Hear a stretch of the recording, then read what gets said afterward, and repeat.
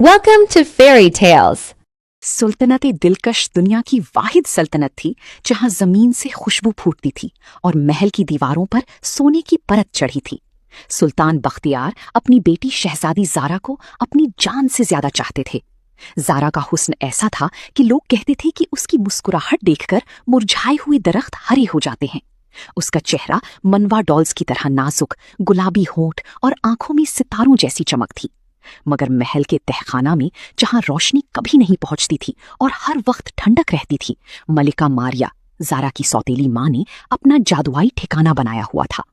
मारिया हर वक्त अपने ढलते हुए हुस्न को बचाने के लिए मासूम परिंदों का खून और काली जादू का सहारा लेती। उसके पास एक शैतानी आईना था जो मौत की रूहों से बना था और अंधेरे में नीली रोशनी छोड़ता था। एक तूफानी रात जब बिजलियां महल के बुलंद मीनारों पर गिर रही थीं, मारिया ने आईने के सामने खड़ी होकर गुस्से में पुकारा, अये रूहों के सौदागर, बता, क्या इस दुनिया में कोई है जो मेरे इस जादुई हुस्न को मात दे सके?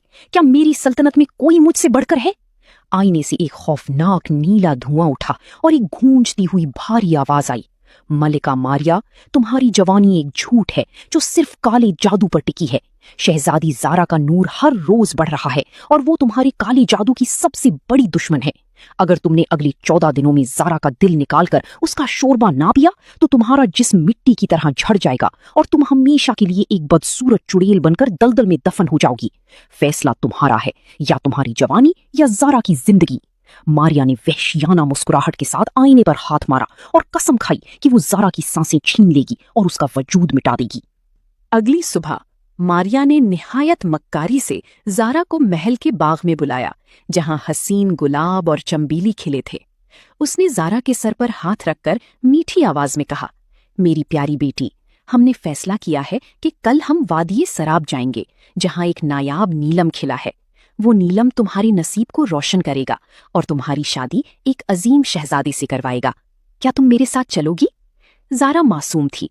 उसने मारिया की बातों पर यकीन कर लिया और उसके गले लग गई। मगर राड, जो ज़ारा का वफादार सफेद घोड़ा था, कोई आम जानवर नहीं था। वो एक रूहानी मुहाफिज था जिसे कुदरत ने इंसानी नियत पढ़ने की सलाहियत दी थी।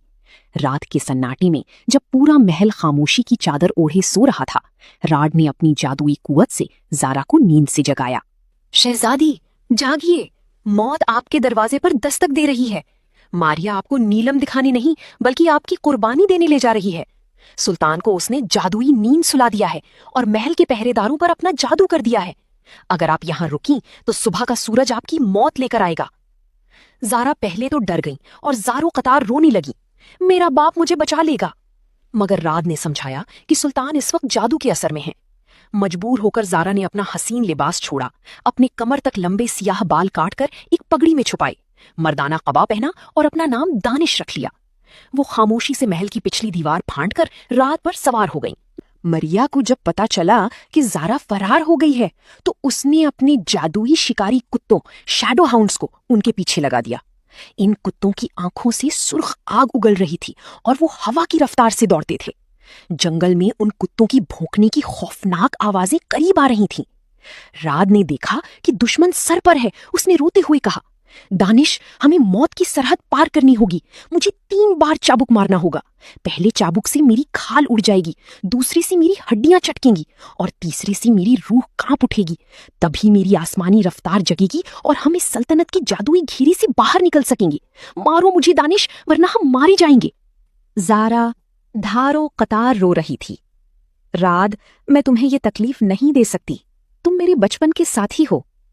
मगर पीछे से आग उगलते कुत्तों की गरज सुनकर उसने आंखें बंद करके चाबुक चलाया। हर चाबुक के साथ राद के जिस्म से नीली बिजलियां निकलने लगीं और वो जमीन छोड़कर बादलों के ऊपर उड़ने लगा। वो कई दिन और रातें रेगिस्तानों, बर्फीले पहाड़ों और उबलते हुए दरियाओं को पार करते रहे। सफर इतना कठिन था कि ज़ारा का जिस्म थकान से चूर हो गया, मगर राद ने रुकने का नाम न लिया। यहां तक कि वो एक अनजान सल्तनत में पहुंचे जहां शहजादा समीर का राज था। शहजादा समीर निहायत बहादुर, रूबदार और थोड़ा सख्त मिजाज मशहूर था। उसने जब दानिश, ज़ारा की घुड़सवारी और महारत देखी तो वो दंग रह गया। समीर ने उसे अपना खास खादिम और मुहाफिज मुकर्रर किया।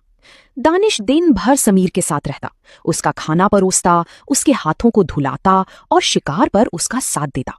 समीर अक्सर हैरान होता कि दानिश के हाथ इतने नरम क्यों हैं और उसके कपड़ों से हमेशा फूलों की महक क्यों आती है।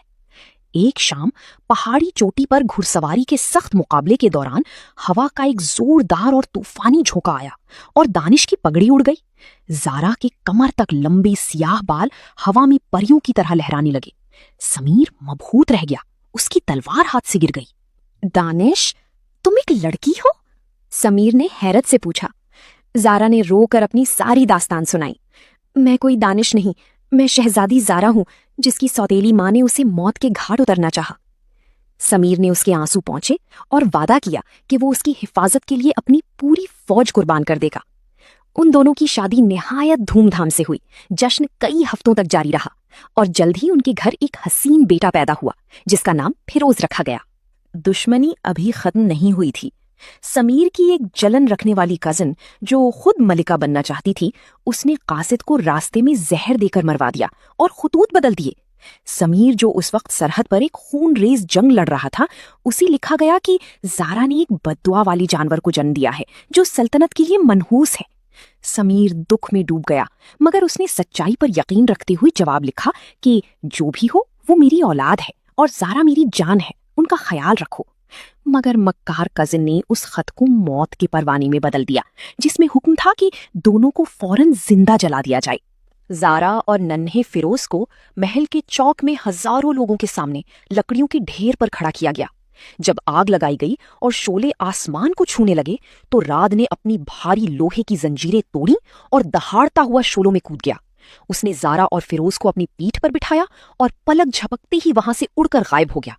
वो उन्हें एक ऐसी गुमनाम और हसीन वादी में ले गया जहां कुदरत ने हर नेमत रखी थी, मगर कोई रास्ता वहां नहीं पहुंच सकता था। 5 साल तक जारा ने फिरोज को उस वादी में तन्हा पाला।